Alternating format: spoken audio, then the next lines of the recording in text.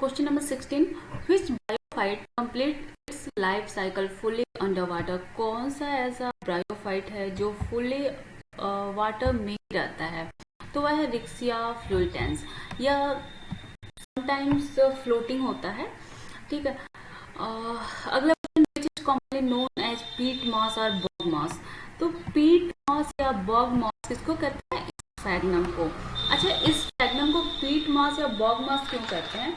क्योंकि जो इसका स्ट्रक्चर होता है ना, यह सबसे पहली बात तो यह उगता ही ऐसी जगह पे है जहाँ पे मार्सी एरिया हो। ठीक है।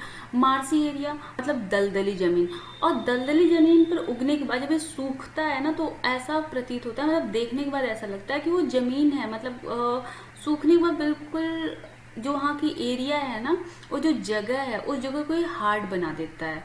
इसीलिए इस फैगनम को पीट मास या बॉग मास कहते हैं। एक चीज बताऊं, जब भी आर्किड को का प्लांटेशन करना होता है, आर्किड को जब भी गमले में लगाया जाता है या मोस्टली पौधों को जब गमले में लगाया जाता है, तो वहां पर इस फैगनम के जो सूखे हुए पार्ट हैं, जब वो सूख गया है वो पौधा, तो सूखने के बाद के जो पार्ट बचे हैं ना, उनको एज ए खाद के रूप में या वैसे उसको आर्किड की जड़ों के आसपास उसको रख देते हैं। नमी को अवशोषित कर लेता है, तो पानी का क्या हुआ कि ज्यादा पानी उसमें नहीं जाता है, थोड़ा थोड़ा करके नमी बनी रहती है। तो इस फैगनम को क्या कहते हैं? पीट मास या फिर बाग मास, बॉग मास या फिर टर्फ मास भी कहते हैं इसको। अगला, इपीफाइलस ब्रायोफाइट्स इज, इपीफाइलस ब्रायोफाइट्स कौन सा है? तो देखो, जो रेड्यूला है वह इपीफाइलस ब्रायोफाइट्स कहलाता है। सेप्रोफिटिक ब्रायोफाइट कौन सा है? अगला क्वेश्चन है, सेप्रोफिटिक ब्रायोफाइट्स कौन सा है? तो बक्स बॉमिया, जो बक्स बॉमिया है यह कैसा है? सेप्रोफिटिक है। अगला, famous Indian biologist was, famous Indian biologist कौन थे? S R. Kashyap. Liverwort of western Himalaya was written by, liverwort of western Himalaya इसे किसने लिखा है? तो एस.आर. कश्यप ने ही लिखा है। The term bryophyta was first of all given by, the term bryophyta किसने दिया था? तो ब्राउन ने दिया था। अगला question, the term bryophyta, bryophytes are divided into class, bryophytes को कितनी क्लासेज में डिवाइड किया गया है? तो इनको 3 क्लासेज में डिवाइड किया गया है। और कौन कौन सी तीन क्लासेज हैं इनकी? कौन कौन सी? हेप्टिकोप्सिडा, ठीक है, एंथोसिरोटोप्सिडा और तीसरा ब्रायोप्सिडा। ठीक है, ये 3 क्लासेज हैं इनकी। अगला, liverworts are, liverworts कौन से हैं? लीवर वर्ड कहाँ पे, मतलब कहाँ रखा गया है लीवर वर्ड्स को? Liverworts are member of Bryophyta, Bryophyta के मेंबर हैं। Members are Hepaticae class. तो देखो, जो मतलब ज्यादा करीब किसके हैं? तो हिपैटेसी जो क्लास है, जिसको बाद में, जिसका नाम, पहले तो इसका नाम हिपैटेसी रखा गया था, बाद में इसका नाम बदल के हिपैटिकोप्सिडा रखा गया।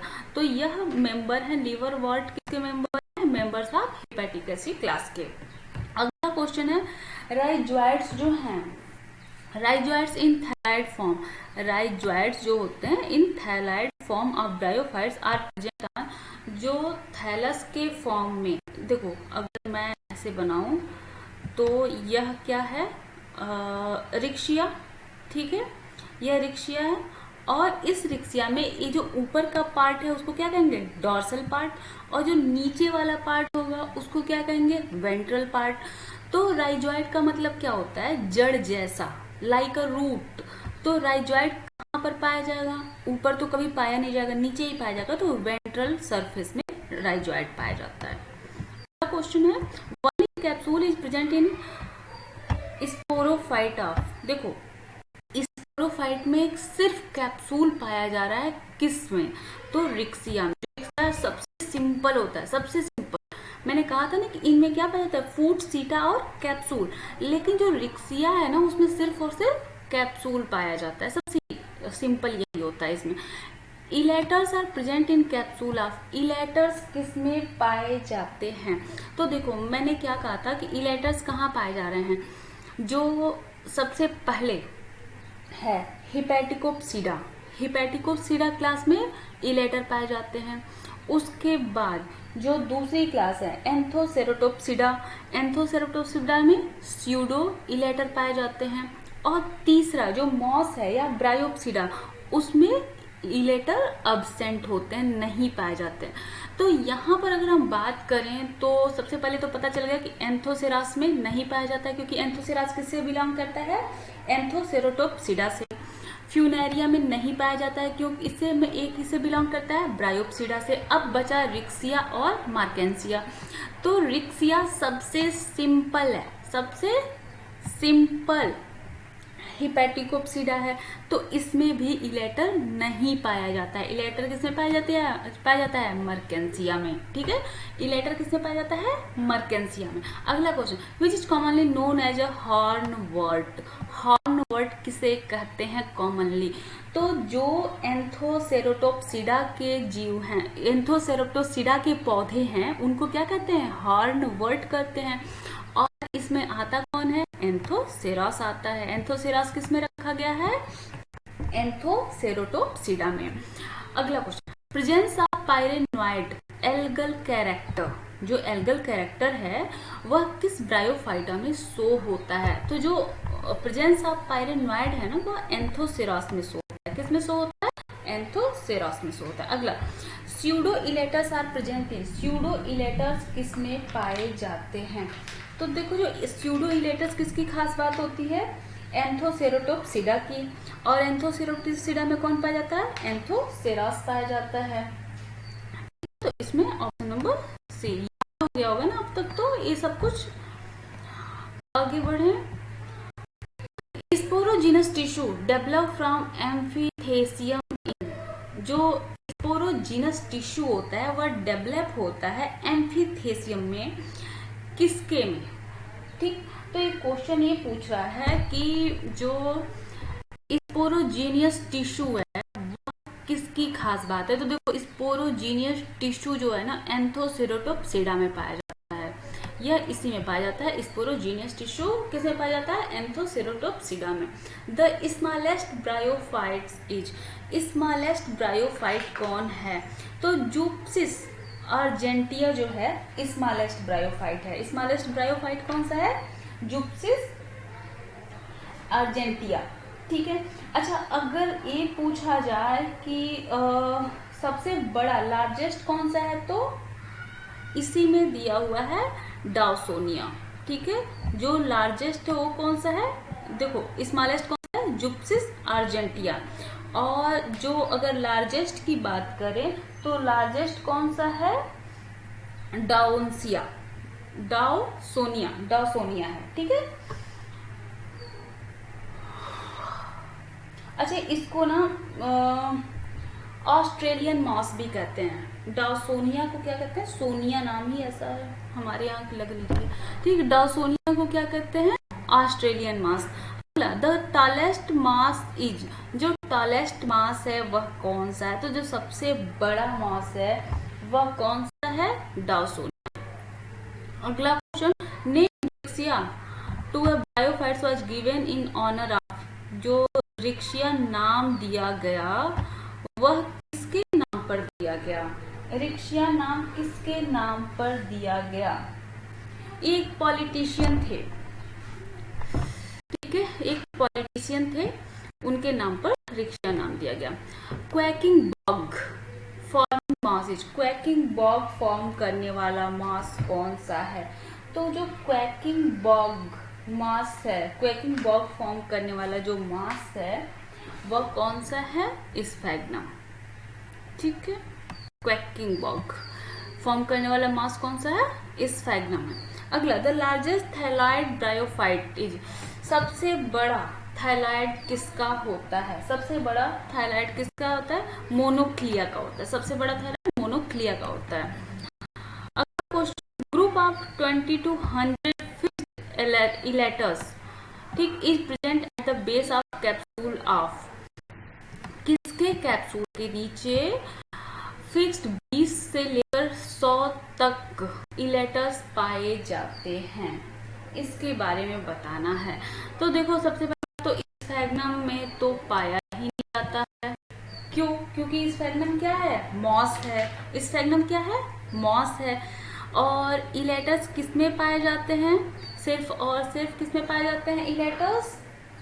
जो लीवर वर्ट हैं उसमें पाए जाते हैं, और उसमें भी 20 से लेकर 100 तक फिक्स इलेटर हैं वह बेलिया में पाए जाते हैं। अगला क्वेश्चन है, द कैरेक्टरिस्टिक जेमा कप आर प्रेजेंट इन। जेमा कप किसमें पाया जाता है? तो जेमा कप खास बात है।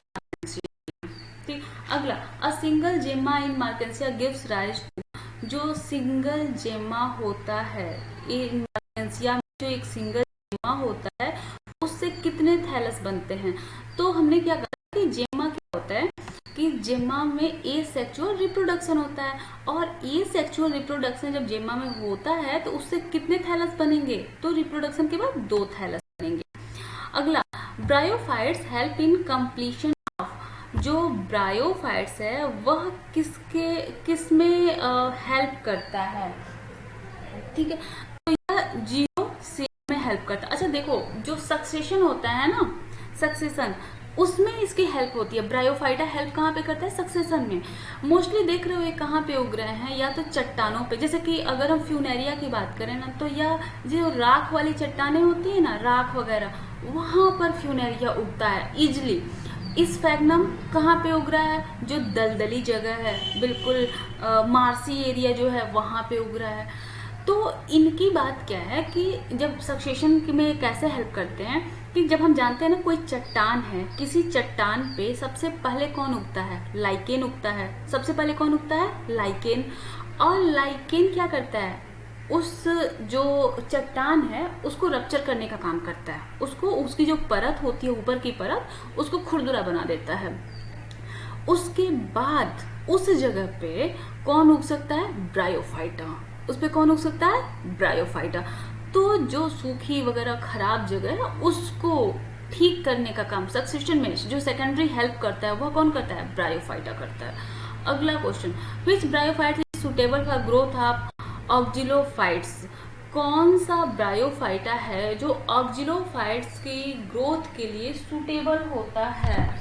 तो इस स्फैग्नम है, वह इस स्फैग्नम ही है जो ऑक्जिलोफाइट्स की ग्रोथ के लिए सूटेबल होता है। क्यों सूटेबल होता है? क्योंकि इसके बारे में मैंने क्या बताया था कि यह जहां उगेगा, जब सूखेगा तो उस ऐसा लगेगा कि वो जमीन है, सूखी हुई जमीन है, इतना वो टाइट होता है, इतना टाइट उसको बना देता है उस जमीन को। Bryophyte used as antiseptic absorbent bandages. कौन सा ऐसा ब्रायोफाइट है जो एंटीसेप्टिक एब्जॉर्बेंट बैंडेज की तरह से यूज होता है? तो वह स्फैग्नम ही है, इसको बैंडेज की तरह भी यूज करते हैं। अगला question, which is common known है कॉर्ड मास या ग्रीन मास। तो कॉर्ड मास या ग्रीन मास ना फ्यूनेरिया को कहते हैं, इसको कॉमन मास भी कहते हैं। कॉर्ड मास या ग्रीन मास किसको कहते हैं? फ्यूनेरिया को। इसको कॉमन मास भी कहते हैं क्योंकि फ्यूनेरिया ही बिल्कुल इसमें मॉस लाइक सारे कैरेक्टरिस्टिक हैं, और सबसे वेल डेवलप्ड है वही मॉस है जो वेल डेवलप्ड है। Most common species of Funaria is, जो फ्यूनेरिया की मोस्ट कॉमन स्पीसीज है वह है फ्यूनेरिया हाइग्रोमेट्रिका। कौन है? Funaria hygrometrica. Funaria grows well in, यह कहाँ पर ग्रो करती है? तो एक ग्रो करती है जो जली हुई जमीन है, बर्न सॉइल, प्लांट एस, जो मतलब जली हुई जमीन है या फिर पत्थर है या फिर जहां पर पौधे को जलाया गया वहां पर ही ग्रो करती है। अगला, एल्गा लाइक ब्रांच्ड, कहाँ गया? Alga like branched filamentous body produced by germination of spore in Funaria is called. देखो, एल्गी की तरह, ठीक, एल्गी की तरह ब्रांच्ड फिलामेंटस बॉडी प्रोड्यूस होती है, जर्मिनेशन होती है ऑफ स्पोर। ठीक है, तो इसमें जब स्पोरोफाइट स्टेज खत्म होती है तो क्या बनता है? स्पोर बन चुका होता है। ठीक है, स्पोर हैप्लॉइड होता है, तो यानी कि क्या, वो गैमेटोफाइट स्टेज में जाता है, और उसी स्पोर से ना प्राइमरी प्रोटोनीमा बनता है। क्या बनता है? एल्गी लाइक स्ट्रक्चर बनता है, प्राइमरी प्रोटोनीमा। उसकी स्ट्रक्चर ना कुछ ऐसे होती है, ऐसे। प्रोटोनीमा का स्ट्रक्चर तो जानते ही हो, कुछ ऐसे। ठीक है, इसी प्रोटोनीमा पर ना दो तरह के प्लांट बनते हैं। इस प्रोटोनीमा पर दो तरह के प्लांट बनते हैं। एक होता है जो मेन गैमेटोफाइट होता है और उसी पर फिर से शुरुआत होती है नए प्लांट की। तो क्या बनता है? Primary protonema. ये सेक्सुअल रिप्रोडक्शन जब करना होता है ना, तो जो दूसरा प्राइमरी प्रोटोनीमा में दो प्लांट बने, तो एक तो मेन गैमेटोफाइट हो गया और जो दूसरा वाला है उसी पर सेकेंडरी प्रोटोनीमा बनता है। ठीक है, तो सबसे पहले क्या बनेगा? Primary protonema. अगला question, which is incorrect about the leafy gametophore main plant body of Funaria. इसमें जो लीफी गैमेटोफोर है उसके बारे में क्या इनकरेक्ट है, ये पूछा जा रहा है। तो देख लो, पहला ऑप्शन है 1 to 3 सेंटीमीटर इन हाइट। तो जाहिर सी बात है छोटे छोटे ही होते हैं ये। ठीक है, तो बात सही है, 1 to 3 सेंटीमीटर इन हाइट सही है। सिम्पोडियली ब्रांच्ड होते हैं। तो देखो इनमें ना दो ब्रांच पाई जाती है, एक ही प्लांट में दो ब्रांच पाई जाती है और एक ब्रांच में मेल होता है और दूसरे ब्रांच में फीमेल होती है। ठीक है, एक ब्रांच में मेल, दूसरे ब्रांच में फीमेल और दोनों ही एक ही पर। अगला देखो, having access with spiral lip, ये भी सही है। तो सिम्पोडियली ब्रांच नहीं पाया जाता है, सिर्फ दो ब्रांच हैं और दोनों ही अलग अलग हैं और जो मेल है ना उसका डेवलपमेंट पहले हो जाता है। अगला question, the main branch of leafy gametophore in Funaria, जो मेन ब्रांच होती है लीफी गैमेटोफोर की फ्यूनेरिया में वो कौन सी होती है? तो फीमेल ब्रांच होती है। देखो जो फीमेल ब्रांच होती है, अब क्या है ना कि जो मेल है वो क्या हो रहा है, मेल ब्रांच में क्या हो रहा है, स्पोर बनेंगे या गैमीट बनेंगे आर्चिगोनियम। ठीक है, और उसके बाद वे वहां से निकल जाते हैं और निकल के कहाँ पे पहुंचेंगे? फीमेल के पास।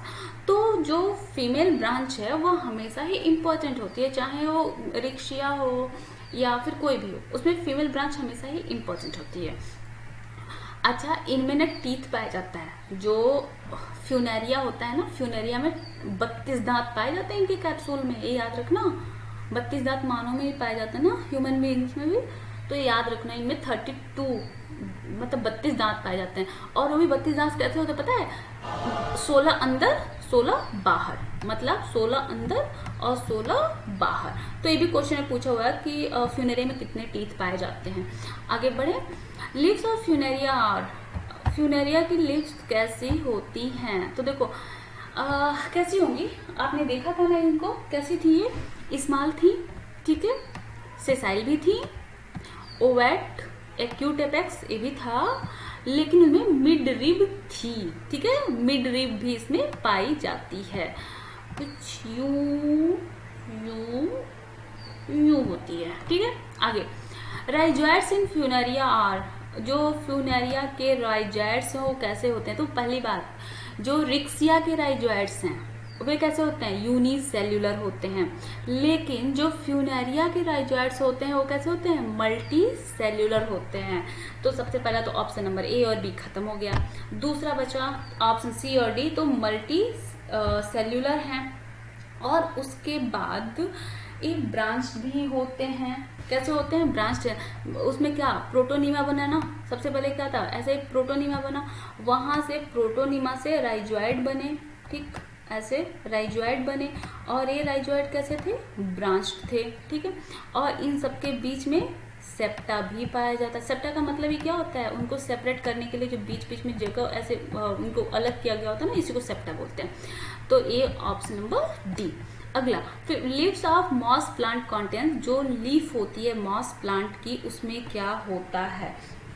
तो देखो जो मॉस प्लांट होता है ना उसमें स्टोमाटा नहीं पाया जाता है। क्या नहीं पाया जाता है? स्टोमाटा नहीं पाया जाता है। फ्यूनेरिया में स्टोमाटा पाया कहाँ पर जाता है? ये चीज बताओ।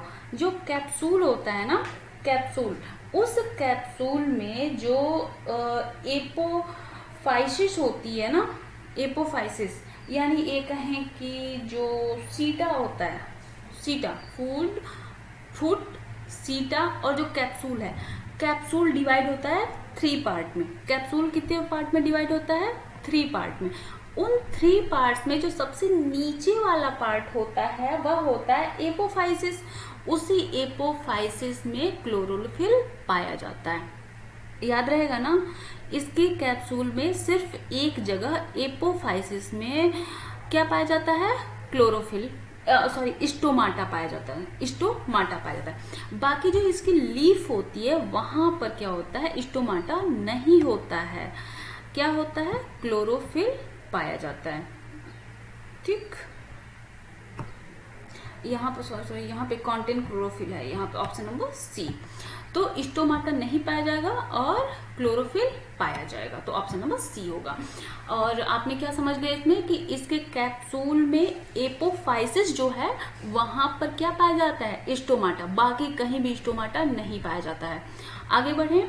अच्छा, एक बात और मुझे बताओ, अगर यहाँ तक पहुंच चुके हो तो मुझे कमेंट बॉक्स में बताओ कि कैप्सूल स्पोरोफाइट है या फिर गैमेटोफाइट है, कौन सा स्टेज है? कैप्सूल गैमेटोफाइट स्टेज है या फिर स्पोरोफाइट स्टेज है? ये समझने वाली चीजें आप मुझे जरूर कमेंट बॉक्स में बताना, मुझे अच्छा लगेगा जान के कि आप कितना समझ चुके हो। In Funaria the plant produce by apospory, जो फ्यूनेरिया में एपोस्पोरी से जो प्लांट प्रोड्यूस होते हैं वे कैसे होते हैं? यह पूछ रहा है कि जो एपोस्पोरी से प्लांट बनते हैं वो कैसे होते हैं। ठीक है, तो देखो ये जो एपोस्पोरी से जो प्लांट बनते हैं ना, ये डिप्लॉयड होते हैं।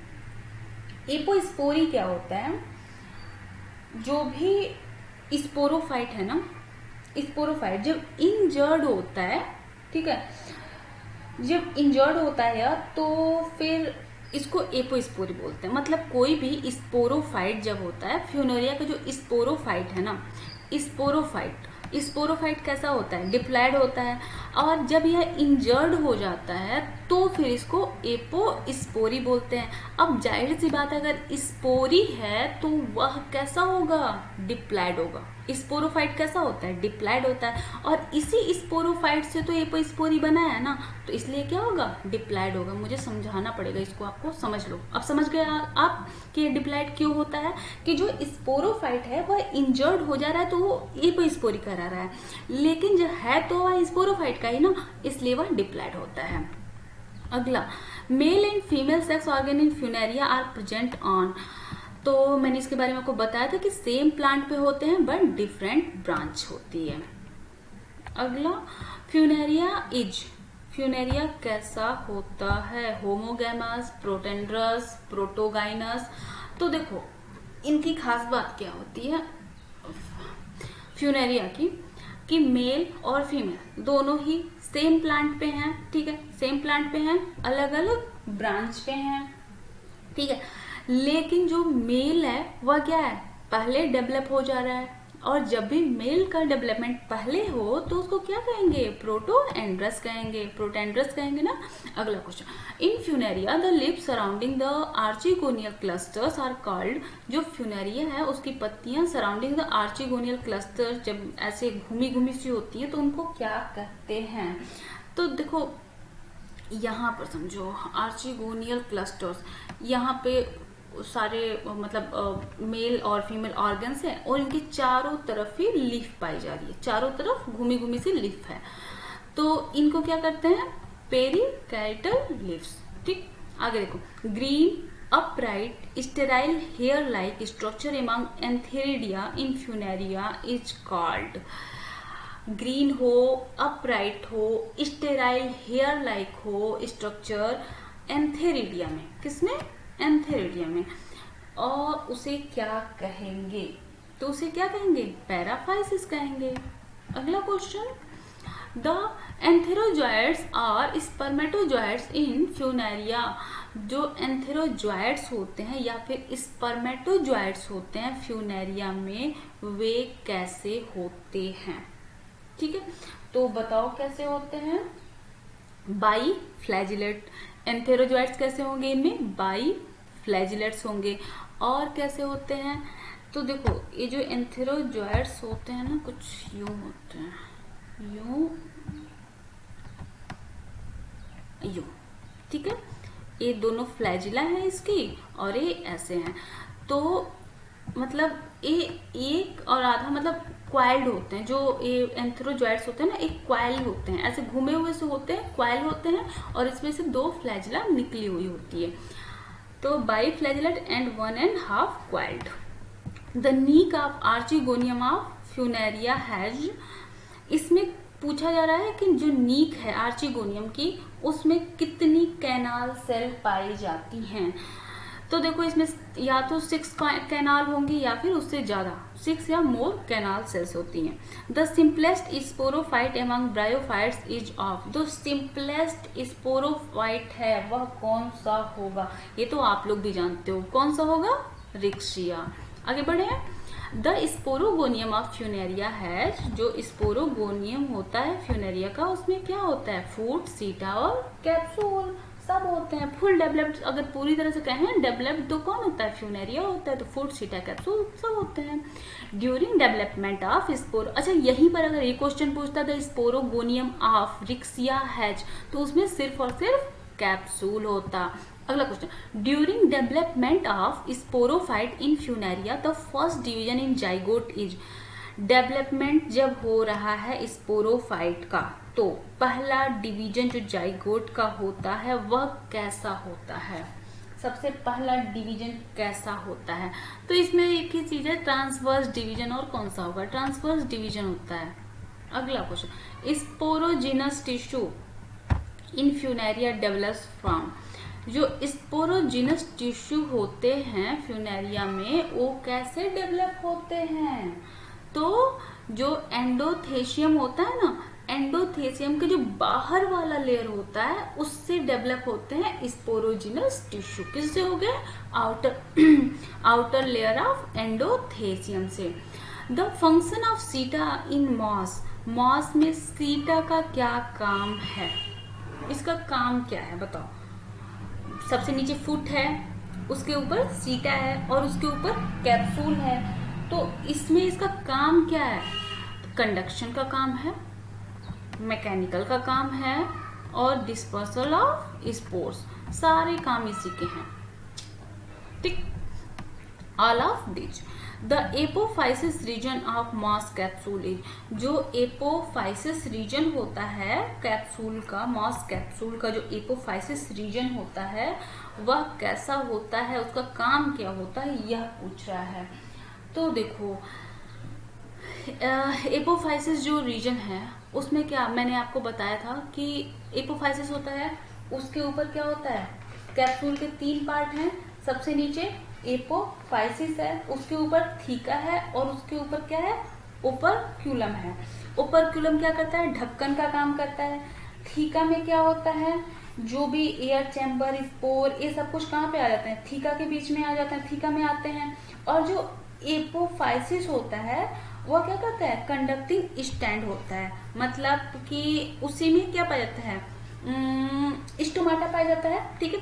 तो ये काम क्या करेगा, एसिमिलेटरी इन फंक्शन, ठीक है, एसिमिलेशन का काम करता है, एसिमिलेटरी इन फंक्शन। अगला question, stomata in moss capsule are present, stomata में जो मॉस कैप्सूल होते हैं वो कहाँ पर प्रेजेंट होते हैं। तो जो कैप्सूल है वो कहाँ पे प्रेजेंट होगा ये बताओ। एपोफाइसिस रीजन, जो एपोफाइसिस रीजन है वही तो कैप्सूल है, इसी के ऊपर तो पाया जाएगा ना। एपोफाइसिस जो है वह स्टोमाटा उसमें पाया जा रहा है, ठीक, सिर्फ वहीं पर पाया जा रहा है और तो कहीं स्टोमाटा पाया भी नहीं जाता है। अगला question, which is the fertile portion of moss capsule, moss capsule का फर्टाइल पोर्शन कौन सा है बताओ, कौन सा है, थीका, थीका, ठीक है। एपोफाइसिस क्या करेगा, एसिमिलेशन का काम करेगा, सीटा पकड़ने का काम करेगा और रोके रखने का काम करेगा, और थीका क्या करेगा, मतलब सीटा तो दूसरा ही है ना, सीटा फुट, और उसके बाद सीटा मैकेनिकल सपोर्ट दे रहा है, बाकी सब काम, और एपोफाइसिस और थीका, और ऊपर कोलम क्या कर रहा है, ढक्कन का काम कर रहा है, थीका वो काम कर रहा है जिसमें फर्टाइल पोर्शन है, जिसमें स्पोर है, और इसके साथ ही जो दांत पाए जाते हैं वो भी ओपरकुलम के ठीक नीचे इसी थीका में 32 दांत पाए जाते हैं। अगला, मॉसेज आर इंडिकेटर ऑफ, जो मॉसेज हैं वह किसके इंडिकेटर हैं, तो ये किसके हैं, सॉइल पॉल्यूशन के, जहां मिट्टी ज्यादा खराब होगी वहां ये नहीं होंगे। Which is hygroscopic in nature, hygroscopic nature किसका होता है, तो देखो जो मैंने बताया था ना, इनके अंदर टीथ पाई जाती है, क्या पाई जाती है, टीथ पाई जाती है, कितनी पाई जाती है, 32 पाई जाती है। और टीथ का काम क्या होता है, जो बाहर की नमी है ना उसको अवशोषित कर लेना।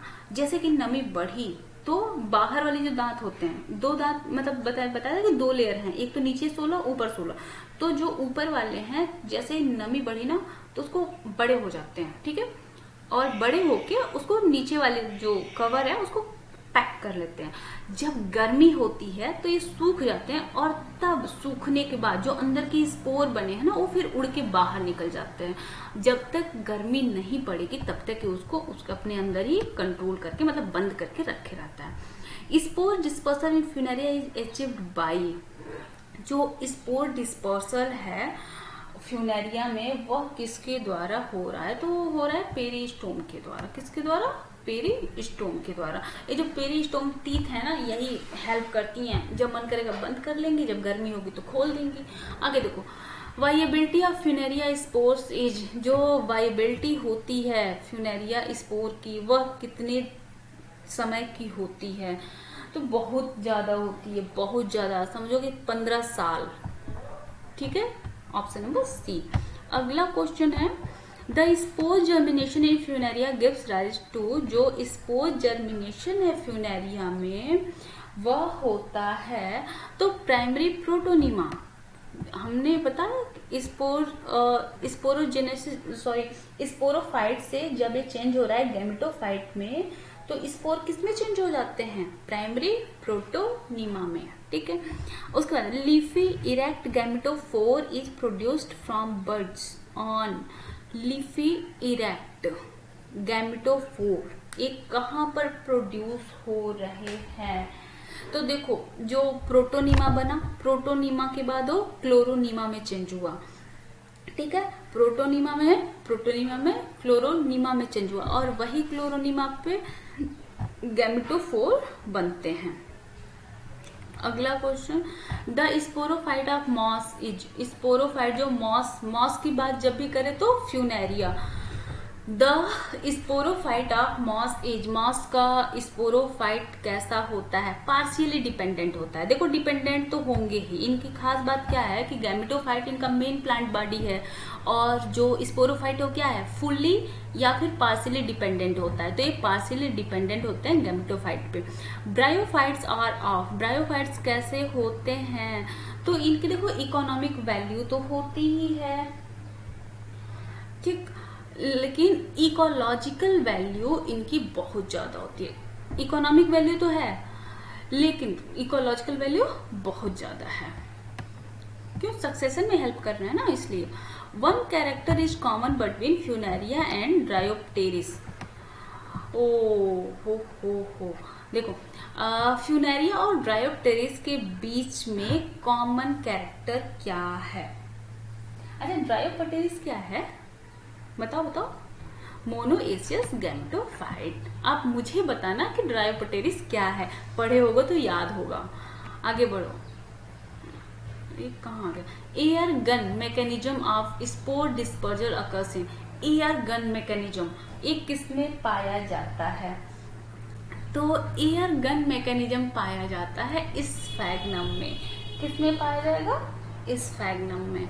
अगला, which is responsible for spore dispersal in Funaria, तो जो स्पोर डिस्पर्सल है फ्यूनेरिया में उसके लिए रिस्पॉन्सिबल कौन होता है, तो इसमें रिस्पॉन्सिबल कौन होता है, पेरिस्टोमियल टीथ, इनको फैलाने का काम जब हाइग्रोस्कोपिक होते हैं, मतलब बाद में जब ये खुलते हैं ना, तो इनको फैलाने का काम कौन कर रहा है? पेरिस्टोमियम टिप खुल गया और डिस्पर्सल कैसे होगा? उसी की वजह से होगा। ठीक है, ट्विस्टिंग मूवमेंट ऑफ सीटा, ट्विस्ट करता है सीटा, और उसके बाद कॉल्यूमेला, हाँ दोनों की वजह से। ऑप्शन नंबर डी, ए और सी दोनों की वजह से, कॉल्यूमेला और twisting movement of seta. Conducting tissue of moss is made of, जो कंडक्टिंग टिश्यू है मॉस के, वह किसके बने होते हैं? तो वैस्कुलर तो पाया ही नहीं जाता ना, वैस्कुलर टिश्यू तो इनमें पाया ही नहीं जाता है, तो यह किसके बने होंगे? पैरेन्काइमा के। बहुत सारे क्वेश्चन हैं, इसके बाद हम रहने देते हैं, बाकी हम आपको प्रोवाइड करा देंगे, आप देख लेना पीडीएफ, ठीक है, खुद से पढ़ लेना क्योंकि बहुत ज़्यादा हो जाएंगे अब। Unique feature of bryophytes compare to other plant group is that, unique feature अब ब्रायोफाइट्स के जो कौन से यूनिक फीचर हैं दूसरे से जो अलग हैं? लैक वेस्कुलर टिश्यू, सही बात है, लैक रूट, ये भी सही है, their sporophyte is attach to gametophyte. तो देखो इनकी जो खास बात यही है, जो दूसरों से अलग है वह यही है कि इनका स्पोरोफाइट जो होता है वह गैमेटोफाइट से अटैच होता है, क्योंकि उस पर डिपेंडेंट होता है, पार्शियली डिपेंडेंट हो या फिर फुली डिपेंडेंट हो, लेकिन होता है। बाकी वेस्कुलर टिश्यू औरों में भी नहीं होते हैं, इसके पहले वाले में भी नहीं होते हैं, एल्गी वगैरह में, रूट एल्गी वगैरह में भी नहीं होते हैं। द प्रोड्यूस स्पोर वे भी प्रोड्यूस करते हैं, तो लेकिन स्पोरोफाइट अटैच हो गैमेटोफाइट से, ये इनकी खास बात है। प्रोटोनीमा ऑफ मॉस इज, जो प्रोटोनीमा होता है मॉस का वह कैसा होता है? तो ये आप बताओ कि गैमेटोफाइट स्टेज में अब पहुंच चुका है, और गैमेटोफाइट स्टेज में पहुंचने वाली जो भी होंगे प्लांट, वे कैसे होते होंगे? हैप्लॉइड होते होंगे, तो होते हैं, हैप्लॉइड होते हैं, तो ऑप्शन नंबर ए। अगला, the spore of Funaria contains, जो स्पोर होता है फ्यूनेरिया का, उसमें क्लोरोप्लास्ट कितने पाए जाते हैं? स्पोर में कितने पाए जाते हैं क्लोरोप्लास्ट? तो क्लोरोप्लास्ट के कोई नंबर थोड़े ना होते हैं, वो तो बहुत सारे क्लोरोप्लास्ट पाए जाते हैं। ठीक है, बस इतना ही रहने देते हैं, बाकी सब हम आपको ऐसे सेंड कर देंगे, आप देख लेना। Thank you.